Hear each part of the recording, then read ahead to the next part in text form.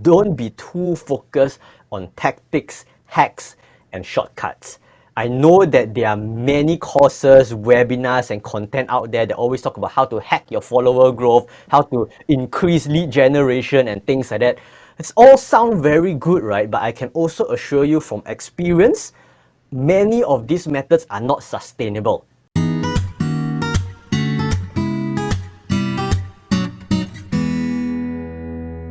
Welcome to the iSearch podcast. Today we have Jan Wong from OpenMinds on the show. So Jan was named Forbes 30 Under 30 Asian list in 2017. He has also recently published a book on building your digital net worth. So today I'll be discussing with Jan on the hottest digital marketing trends in 2022, so you can get in early and also be ahead of your competitors. So welcome to the show, Jan. Hi Ben, to everybody that's listening in as well. Hello everyone, huge pleasure to be here. Alright, so let's begin. So what are the top 3 to 5 digital marketing trends that brands should take note of in 2022?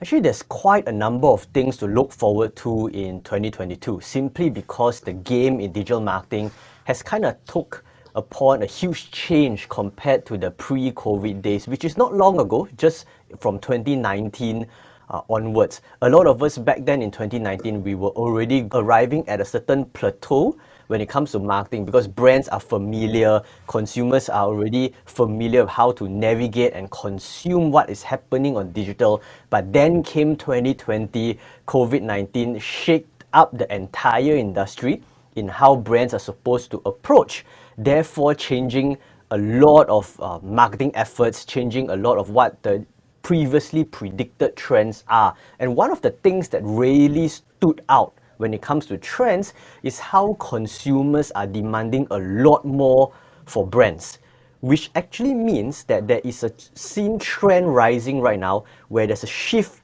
from user experience to total experience when it comes to marketing. In short, right, what we are seeing is that consumers today are no longer just satisfied just saying that, oh, if I have a good user experience, that's it. Because user experience always focuses on just one particular channel, one particular platform, one particular experience. But consumers are saying that, hey, how about the entire customer journey? You know, I chat with you at one point at the chatbot, on your Facebook Messenger, on WhatsApp. But why is it that when it comes to email, when it comes to going to your website, the experience doesn't carry forward? Why do I need to repeat myself? Why do certain things seem disaligned? The message is different. And you know, sometimes we, as a brand, we tend to segregate some of these answers into different platforms, and customers really are starting to think that that's annoying. They're getting frustrated, and therefore total experience marketing is one of the first major trends that we are seeing becoming more and more apparent in 2022 onwards. And the best part is that this whole thing about TX marketing is right now far more achievable than before. Because prior to this, a lot of times we are very subscribed to individual tools to help us automate certain marketing tasks. We always subscribe to certain softwares that can help us address one specific issue. But today, because of the introduction of cloud, of big data, and all these different MarTech tools out there, integration becomes possible, which enables company right now to actively collect and consolidate data across different channels to make business decisions. So I think that's one very important trend for many companies to start looking at, which actually comes down to the second most obvious trend. They're kind of related, really. One is more on the business brand company side, which was we talk about. But the second one is more on the consumer side, which is a demand for humanization. Now, humanization here does not necessarily mean social causes, CSR, and that kind of stuff. What humanization actually focuses upon is customers these days wanting to see brands act more like human beings. You know, back then, prior to COVID, it was very normal for brands to create contents and run campaigns from a one-way direction. Yes, we always hear about engagement is important, we need to talk to people, etc., etc. But how many brands actually do that, right? And back then, these brands are not so-called punished by the consumers because that was the norm. Everybody expects, yeah, brand is like that, you know. Brands always do the information transfer kind of a tone. They are just there to dictate certain responses and that's it. But right now, consumers are saying, no, I don't want brands that look like a robot. I don't like brands that hides behind their display photo or their avatar. I want brands that are active. I want to see what's going on within the brand. I want the post to look a bit more organic and human so that it's relevant to me, so that I can feel belong. I can feel that this brand is trying to speak to me rather to tell me something, which is pretty amazing because this two then sums up to probably the third biggest trend and the last trend I would like to point out, right? Which is the need for native advertising. Now, I know native advertising has always been associated to a certain technical term. For you advertisers or marketers out there, your understanding towards native ads could probably be ads that are run in a specific platform. That's why it's called native ads, right? But my definition of native advertisements focuses on the content itself, the type of content. Now, taking into consideration TX marketing, taking into consideration what we also spoke about, humanization, customers right now are also shunning away from ads that look like ads. Now, if you are a consumer, and I'm sure all of us are consumers first before a marketer, so you're listening in, just imagine with me, right? Don't you feel annoyed when you are browsing through Instagram stories or you're going through YouTube and an ad pops up and it's a blatant ad? It's like the advertiser don't even mask themselves to think about you or to create some sort of valuable content, right? It's literally just shouting that this is a sale, this is buy one, free one, you need to click here, click now. Very pushy. And because of this change of consumer behavior, we don't like that. That is why when we look at content that is from TikTok, from IG Reels, we feel that it's a lot more acceptable, even though it's an ad. Why? Because we see effort of some of these brands trying to convey it into a very consumable manner. So native advertising here then means that is your ad designed in a way or delivered in a way that is natively acceptable by the consumers? Does it look like how another user posts it like? Or is it appearing just like a blatant ad? These are three things to consider for the trends moving forward. Okay. For the trends question, I noticed that TikTok users also keep on rising up. Do you think that brands should start entering into TikTok? That's a very good question, and it's something where a lot of brands are currently probably scratching their head thinking if it's a good entry point, right? But to answer this question, I would say it's actually both a yes and a no. Well, yes, because it's very obvious there is an evident rise of engagement and user base for TikTok, right? In fact, if you look at statistics from pre-COVID to post-COVID, which is where we are right now, we have seen a huge spike of active users on TikTok itself. So it's kind of like a no-brainer because population is going there, right? But I would also say no for two reasons. Number one, you definitely should not go in blindly. You need to be sure that whoever that you're trying to engage, the type of content you're able to produce is actually TikTok suitable.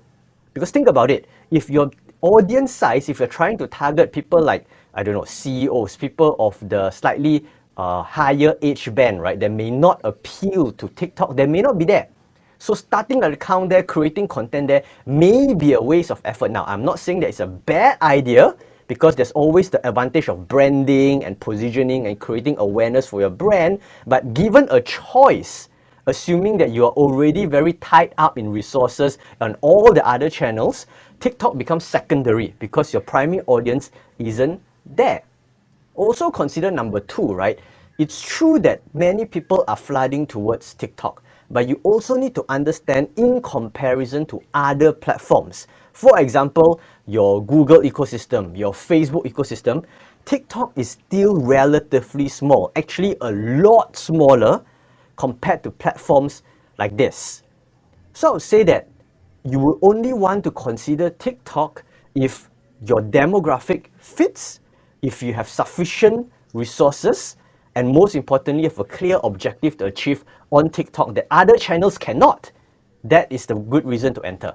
And also the mindset of TikTok is like if you post the same video that you do on say Facebook on the buy one free one, it will definitely not work on TikTok because TikTok is more like you need to educate your audience, you need to make them entertain, then only you try to sell them. So it's totally like what you said, it's like you need to your ads or messaging needs to be native to that platform, and TikTok currently is not really like a buy one free one promotion, this type of platforms. Definitely. And the worst part is a lot of brands today still adopt that mindset, right? Where they are creating one creative and then try to distribute the same creative across all these different channels, which by the way, it's a very, very bad strategy. You should not take that stance because every platform has its own different behavior. And you will need to take into consideration what does the platform promote, what does the platform prefer, and then cater that content towards it. Okay, so the first trend you mentioned is about total experience, right? Could you give an example of a brand that does a very good experience to the user? I think right now some of the more advanced brands that are into total experience are mostly the e-commerce brands, if you notice, right? Because what happens on most e-commerce or marketplaces these days, you will notice that every time when you go into, let's say, e-commerce store and you add something to cart, the experience doesn't end within the platform itself. You may receive email updates in which in the email you'll be given a link that can rejoin your entire customer experience, even though you have exited the app or the website, right? They actually points you back to an experience where you left off. Some even integrate, let's say, messenger marketing into it as well. Upon making a purchase, upon giving you updates of delivery information, it's no longer just email anymore. You also receive certain information through your mobile.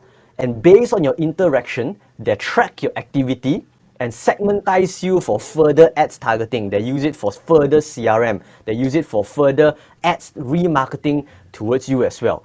For this to take place, you will notice that a lot of these e-commerce and marketplace brands invest a lot in customer profiling. So as they profile the customers based on the activities and behaviors and interests, that's where they're able to decide what should they show you next. Okay, means like let's say if I give an example, let's say if I'm on an e-commerce website and I add to cart this specific product, let's say a shampoo, then I never check out, I never purchase. So if I go back to my email or go back to Facebook or Instagram, then I'll see the same shampoo that pops up. And if I click the email or I click on the Facebook ad, it will send me back to that shampoo page itself. So I don't have to go through the whole experience again. As in, I don't have to go through the home page again and try to find where is my product that I added to cart. That's what you mean by total experience. Exactly. However, what I've just mentioned is just the starting of total experience marketing. Because if you look at some other countries, let's say you look at Amazon, right, where they have the O2O, online to offline setup. This total experience extends to even an offline experience. Imagine you walking into an unmanned Amazon store, right, and you put something to cart, and they registers that it's Jan walking in or Ben walking in and put a peanut butter in the shopping cart, but in the end you decided to put it back. That offline experience could also be tracked for them to realize that, hey, somehow he put it back. Maybe is it because of price? Is it because of a variant? Let's do something else online. So the next time when you go into Amazon's app or you go back and check your email, you get push notifications, all trying to figure out what kind of peanut butter you really like.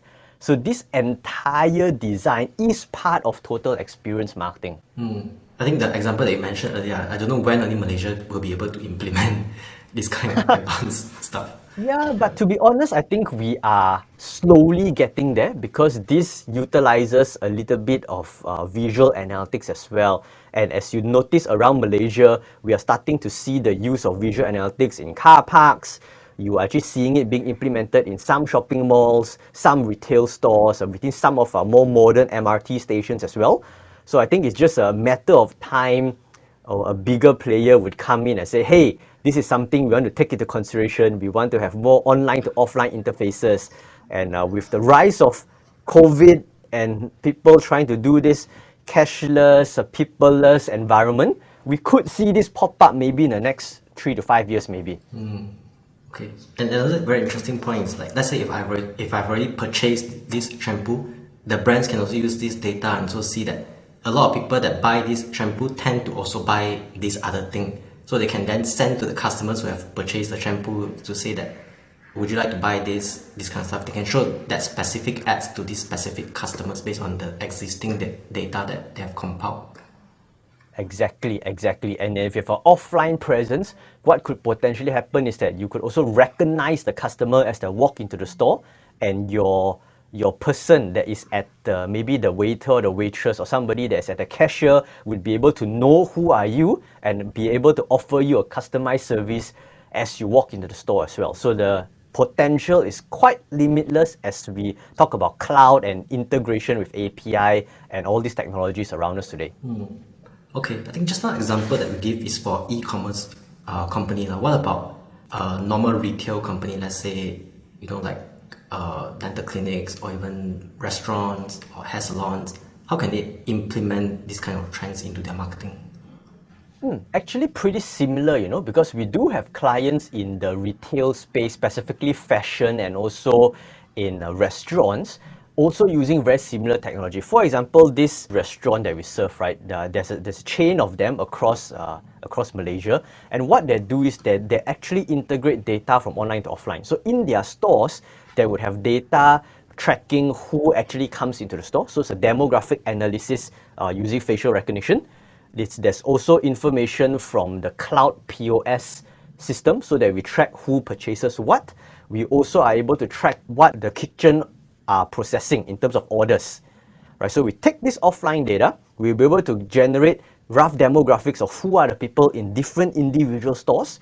We sync this data with our first-party data collected through ads and also Facebook, and then be able to do more purposeful targeted ads based on very specific locale, because we know maybe this particular outlet in Cheras performs in such a way, so it becomes very geo-targeted, and then one more in Sunway, processing it in a different way. We can then be very optimized in terms of our reach when it comes to advertising. And then of course, when people start responding to these ads, we then start to push the CRM drip marketing side of things, where we implement a trail of emails, trying to keep you updated based on your open rates. We even try to push in the home delivery option to you as well based on where you live. All this becomes possible just by integrating some of this data. I mean, how do restaurants get access to the data? Because usually we go restaurants, we eat, and then we pay, and then that's it. They don't have our phone number, they don't have our name, and they don't have our emails. So how can restaurants get all this data? Yeah, that's a good one. So there are actually multiple ways to do it, and just to tell you upfront as well, it's not necessary for the restaurant to get the data upfront. Okay, you can, but you can also choose not to, right? So I'll tell you more about you can choose not to first. I'll keep that one hanging for a bit of cliffhanger over here for the audience. You can choose not to, because what you can get from different restaurants or different branches is an aggregate demographic data just using camera information alone.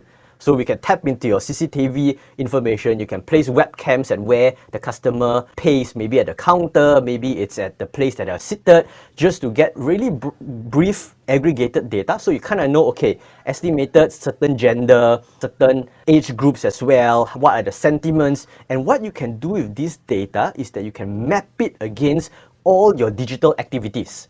Because people like Google like Facebook will all give you demographic data as well. From there, you're able to do a comparison of what's working or what's not. Best thing is that because you also have other source of data, right? Let's say your POS, and you know for a very specific that certain people bought this burger, and this burger always came with this particular side order. So with this cumulative data, you can use this to create ads to cater to that group of audience, and from there the ads will draw them to a data collection process, whether it's to subscribe to an email, whether it's to join a VIP program, whether it's to participate in a campaign, a giveaway, and that's where you can collect data, and then you bring it down to the next level. You see, a lot of times when we talk about integrated data and doing total experience marketing, a lot of companies tend to think that just by doing one action, you must immediately get the end result. But in reality, that rarely happens, right? Think about it. If you are a customer and you walk in store and you are required to do all these things, register before coming in store, fill in a registration form, right? So many of barrier of entries, I don't even want to enter your store anymore. Right? So you cannot expect that as a brand as well. You cannot break the customer journey. But what can you do is to observe the customer journey, introduce solutions, and slowly bring them down the funnel.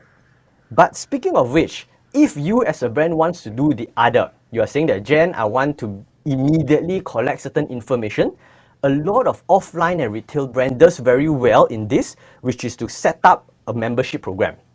So what happens is that they will then tie the data that is collected offline with somebody physical. So with you, with your permission entering the data, they will then be able to map this particular order, this particular time, these particular features of your with your profile, and therefore be able to do a lot of in-depth marketing moving forward. Which is like, example, like the Starbucks membership card.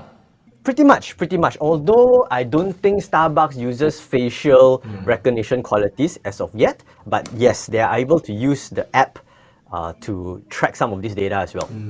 Okay. So, what are some potential challenges that businesses could face while they are trying to implement these trends? I think there is a series of very common challenges actually, and I have to be very honest. The first challenge is very notably patience.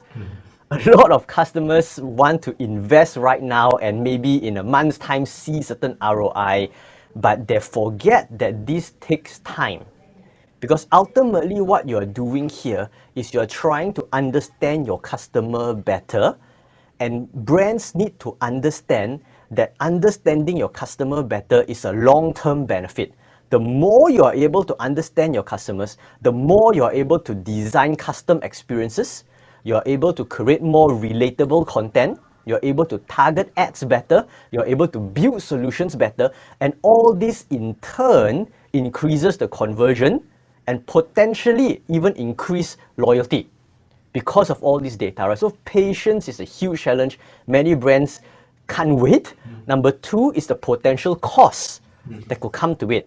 Now, especially for an O2O experience, as you could imagine, right? Just now I was talking about things like visual analytics using camera, integrating a cloud-based kitchen software to a cloud-based POS, linking to your online first-party data and analytics and consolidation. It can be a little bit more expensive than your typical marketing strategy. So when I talk about typical marketing strategy, right, it's I would say 80 to 90% of businesses, especially in Malaysia, do this. They'll just approach an agency and say, hey, I have a marketing budget, 1,000, 5,000, 10,000 per month. Now go buy ads. I want to be more popular. I want to get more click-throughs. And that's it, right? But yes, there are certain merits to that. But think about it. That actually just solves one part of your entire marketing problem. That there are other areas that you also need to connect as well, which also requires a bit more attention and a bit more budget too. And the last one is actually readiness. Many companies still cannot see how this will actually impact them positively. Because of the high barrier of entry, people tend to still want to take quote unquote shortcuts in wanting to just invest and see something quite immediately. I think then the next question a business owner will ask, if I can't see the results in 1 month or 2 months or 3 months, how long should I wait to see the results? A fair period of time is no less than 6 months, to be honest. For a strategy as comprehensive as this to happen, you actually need at least 6 months to a year to observe. Now, why so long? Okay, it's actually not long, but for those of you listening, if you think it's long, right, then this is for you, right? Why so quote unquote long? It's in fact because for this to kick in, to see the benefits of it, there are a lot of experiment that needs to be done.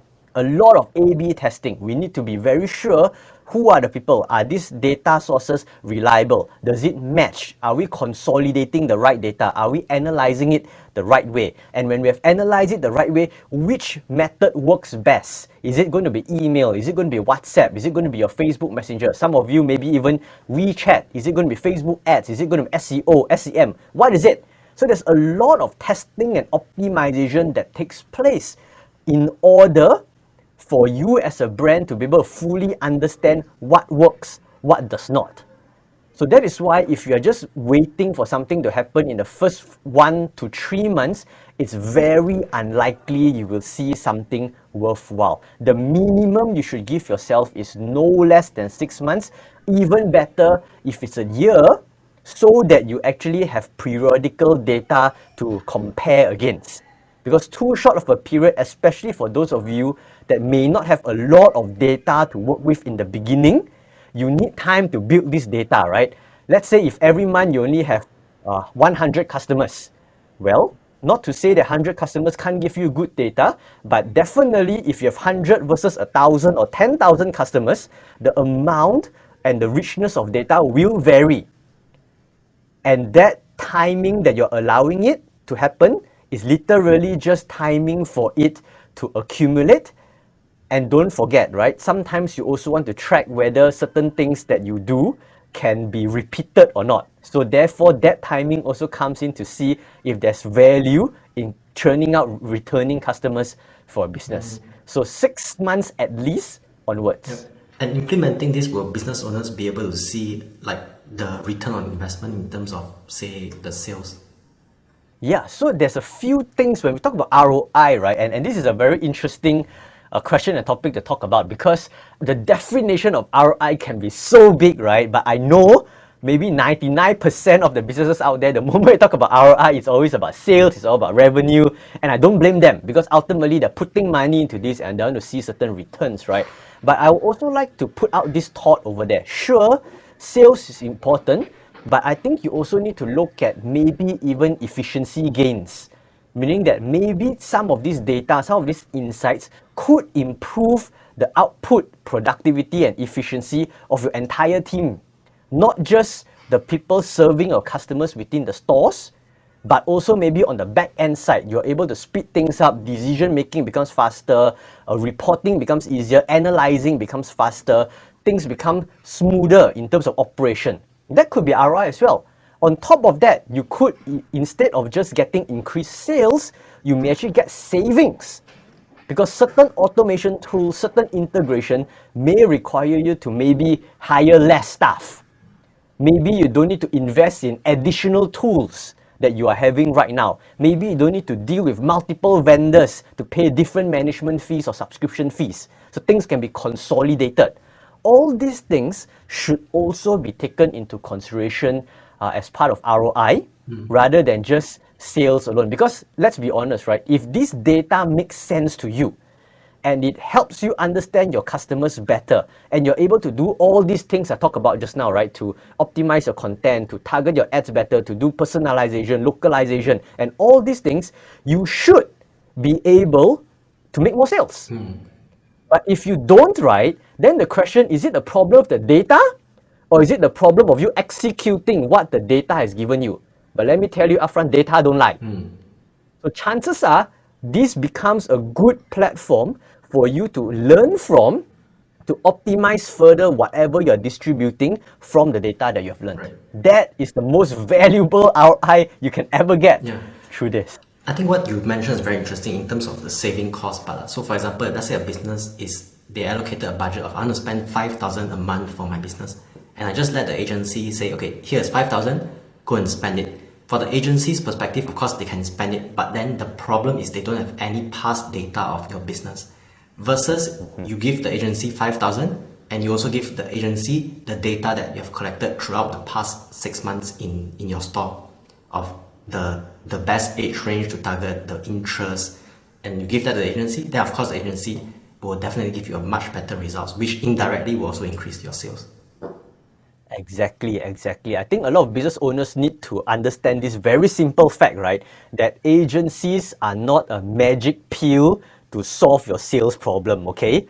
Yes, these agencies are good at their work, they can perform, but they are still not your business. They don't know all this, your goals, your objectives, your audience to that minute detail that you may know. Because you are the business owner, you've been handling that brand, right? That's you. How could a third party come in, carry the same vision and passion and understanding of your customers through ads? It's impossible.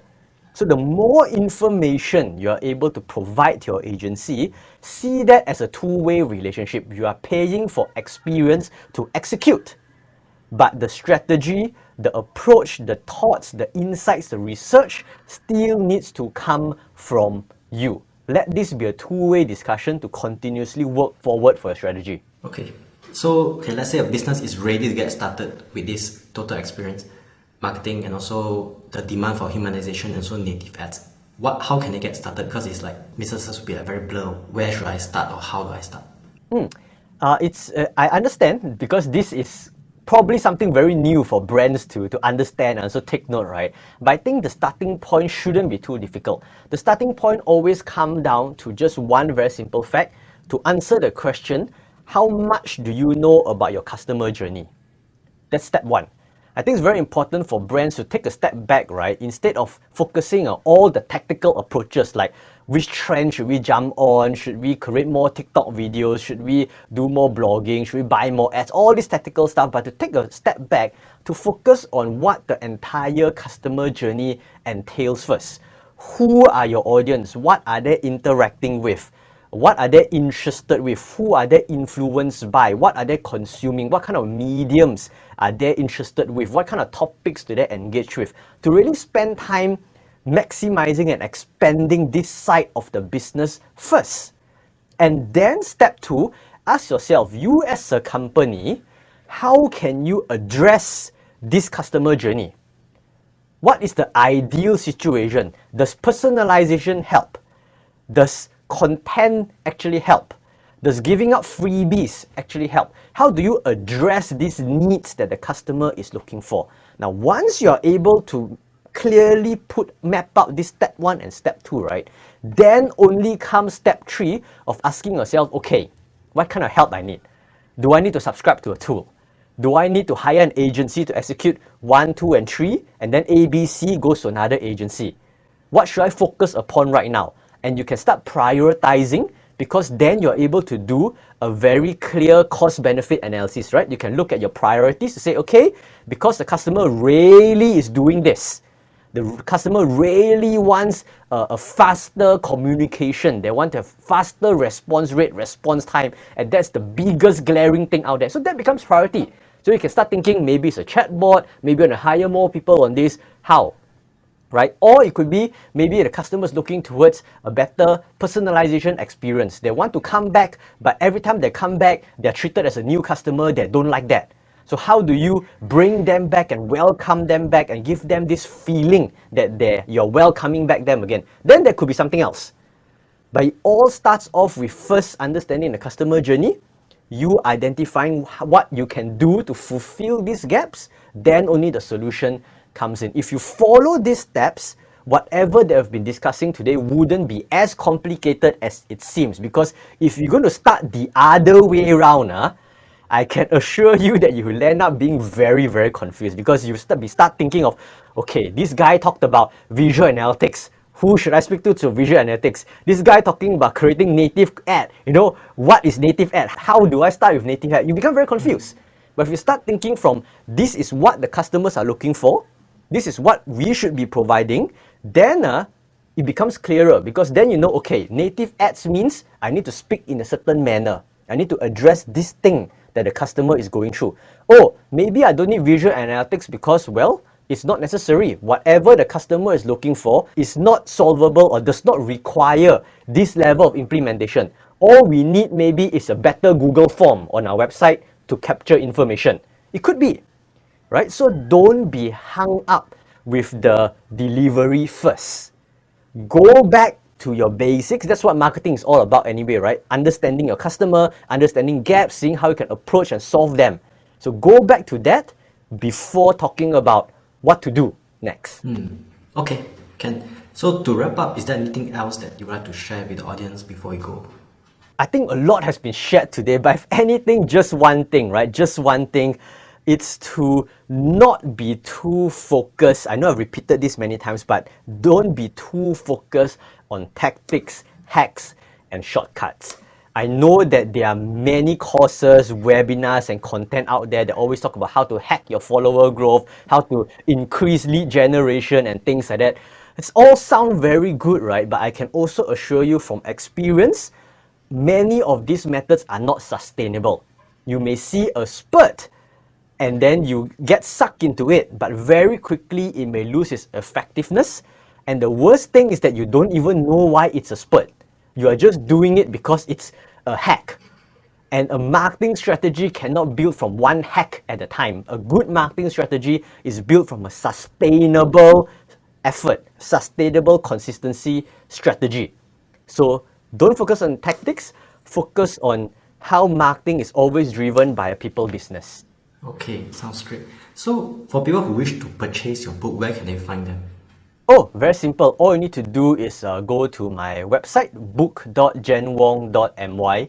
You'll be able to find all the details there. It's book.janwong.my, or just follow me either on Instagram or LinkedIn. You can search up my handle, janwongmy, janwongmy, and that would be all the information you need to look me up. Okay, great. So thanks Jen for coming to the show. Check out Jen Wong down below and I'll see you in the next episode. See ya.